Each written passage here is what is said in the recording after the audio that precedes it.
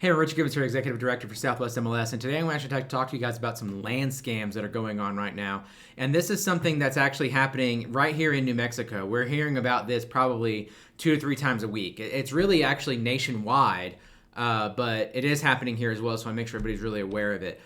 First off, as always, anytime we're talking about law, I am not a lawyer. If you have any questions about the law, seek an attorney. This video is not legal advice.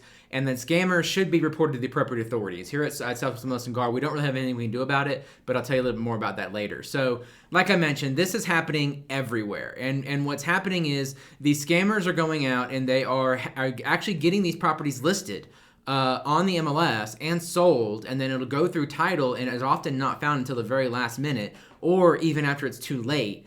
That these scams are happening, and these things are a numbers game. These guys will have 200 or 300 of these going, and if they land just one of them, then it makes it worth their time, right? So how this works is the scammer will search public records. They'll look for vacant lots, rental properties that are free of mortgage. So they'll find homes that the mortgages are paid off, and they'll get the seller's identity from those records.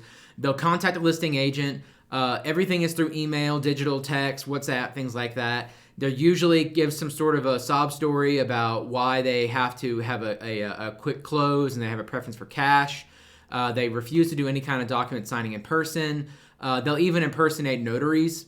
And then usually the fraud isn't discovered until way later. So some of the red flags to look out for. The biggest one is must do everything by email, text, or WhatsApp. That's the 3 biggest red flags for you. WhatsApp especially, because the thing with WhatsApp is it's untrackable. Information that is sent via WhatsApp is not stored. It goes away. So that means they're not leaving any kind of a paper trail. They claim to have a family emergency, claim to have quick cash. Photo IDs are either barely legible or are photoshopped. They don't want any kind of due diligence fees. They don't want any kind of earnest money. They want quick closing. And they become angry if you try to ask them for any of these things. So a couple recommendations. Ask for detailed information. Once you start asking questions, they usually disappear because they want somebody who's just going to not be smart and just turn a blind eye and just kind of get the deal done. So once you start asking questions, they usually disappear pretty quickly. Research the name of the seller and check the photo ID. Use forewarn. We have these products out here for you guys so that you're able to protect yourself and do your due diligence into these people to make sure they are who they say they are. Require an in-person meeting or a Zoom meeting. There's not a whole lot of people these days who aren't able to do a Zoom meeting after the pandemic, right? So just have a virtual meeting where you can see their face and verify who you're talking to and compare that with their photo ID. Use Remine and go down and get the information for the property owner. Contact them. Send an overnight certified letter of some sort. Things like that go to the property or the property the tax bill is sent to verify these people who they say they are. When it's a notary, verify the notary is a real person.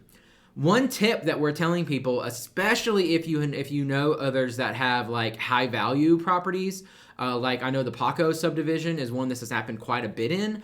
You can actually go to alerts.google.com and you can enter the address and create an email alert. And what this does is if it pops up on Google, you'll get an email that says, hey, whatever search term you've put here has popped up on Google. And then finally, if you believe you're either part of a scam or you have been scammed, report those cyber crimes to the appropriate authorities. And there's a website called ic3.gov that stands for the Internet Crime Complaint Center that's been put up by the FBI and other government sources to gather information on these and hopefully track these people down. Now, this isn't like one of those things where you're going to get a bunch of follow-up from the FBI and they're going to do all this for you. It's more they're trying to gather all this information together so they can help track these people down. So, like I was saying, just do your due diligence. Use the tools that are at your disposal. Verify these people who they say they are, and just really try to keep these scams off the MLS. I would venture a bet that right now there's multiple of these on the MLS right now. So if this is ringing a bell to you, you may want to push a little bit harder on your seller. You may need to look at getting that listing taken down. Of course, if you guys have any questions about this, you can give us a call, support@swmls.com or 505-843-8833. We'll be happy to help any way we can. But otherwise, y'all stay safe out there and try to keep these scams off the MLS when possible. Thanks. Have a great day.